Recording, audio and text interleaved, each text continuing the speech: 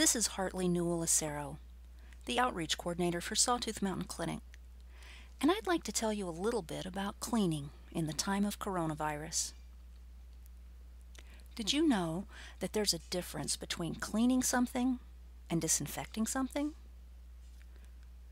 Cleaning means the physical removal of dirt, impurities, and germs.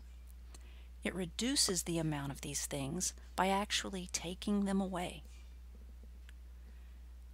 Disinfecting means using chemicals to kill germs on surfaces. But it doesn't actually clean the dirty surfaces. The dirt and impurities are still there. When you disinfect a surface that's clean, you reduce the risk of spreading infection even further. And guess what?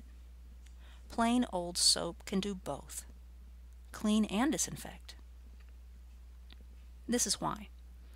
Some types of bacteria and viruses have a lipid envelope. This means that they're held together by a kind of a skin that's made of fat. That's what lipid means, fat. Coronaviruses have a lipid envelope. So here's how it works. We can't feel it, but soap molecules have both a smooth end and a pointy end. When we wash with soap and water, we surround the germs with soap molecules. The pointy ends slice open the lipid envelope of the germs.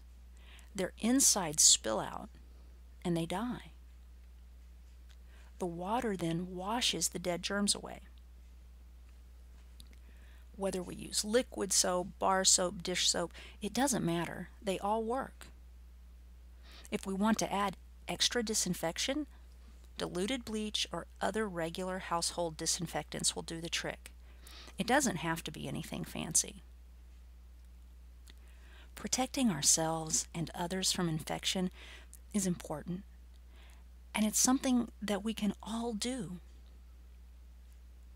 So lather up your hands, clean and disinfect frequently touched surfaces, and remember, we're all in this together.